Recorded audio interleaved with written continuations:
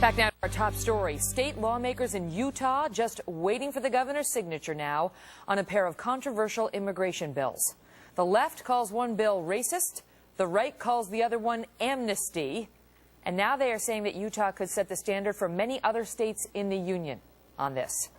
We want to see how Leslie Marshall and Lars Larson call it. Both are syndicated radio talk show hosts, and Leslie is a Fox News contributor as well. All right, panel. So the Utah lawmakers have either gotten something very right or very wrong, because the left hates it in part and loves it in part. The right hates it in part and loves it in part.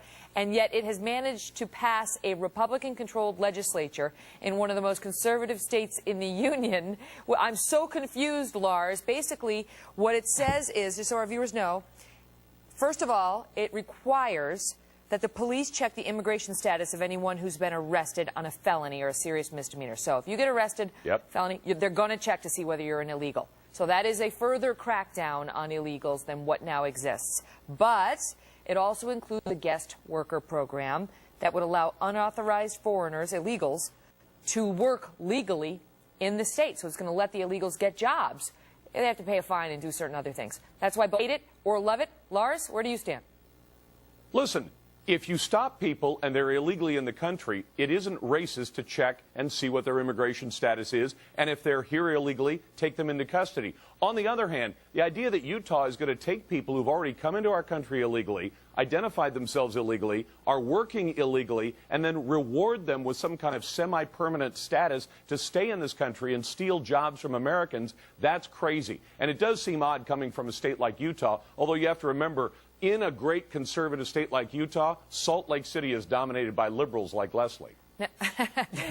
Now, Leslie, the thing is, in order for their waiver program or for their undocumented worker, guest worker program to work, they'd have to get a waiver from the federal government, because that's not allowed right now. So they'd have to get the feds to say yes to this.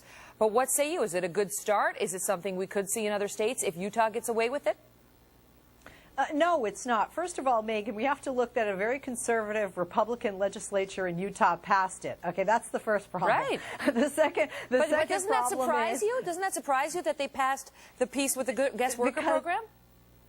Because it's a wolf in sheep's clothing. I mean, Megan, what Lars and other Republicans will constantly argue, and Lars, you know you do, they are illegal. So I think we do agree there that we have a federal law and we have a federal organization. A, I'll be the first to say, obviously are not doing their jobs as well as they should, and those laws need to be enforced. A, there needs to be no state law. B, this is like indentured servitude. What happens to these individuals? You're saying we're giving you a guest worker permit, but they're still illegal. This is not amnesty because it's not a pathway to citizenship. What are they going to be paid? Minimum wage? They're not legal. They don't come under the guise that other Americans do. So I would say it's racist because it's taking advantage of illegals. It's to benefit the big businesses in Utah and skirting around the federal law. Some on the left really like this. I don't understand. I'm so confused. None of the party alignments are fitting.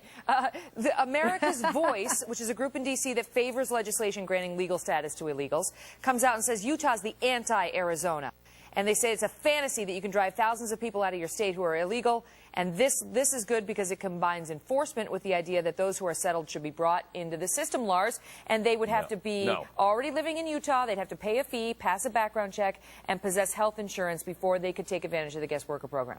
Well, but here's the problem. You understand that they're still not legal in the United States. They don't have a Social Security number. The federal government is going to do that. That means that you've got a whole bunch of problems with trying to semi-legalize their status. And I would think that Leslie would actually like this idea because Democrats like to make people dependent on government. These people would be ultimately dependent. Your status in the country would only be granted by the state of Utah, and of course Congress would have to sign off on this too, which means you're completely dependent on government. But that's the key, Leslie. Is it a wolf in sheep's clothing? Because is there any real likelihood, given the current political climate, that the feds are going to give a waiver? Right now, it's illegal to knowingly employ an illegal. So is there any likelihood the feds are going to give that waiver? So might these Republicans in Utah be doing sort of a double cross where they get the one bill passed cracking down on the illegals and the other piece that requires a waiver doesn't stand much of a chance?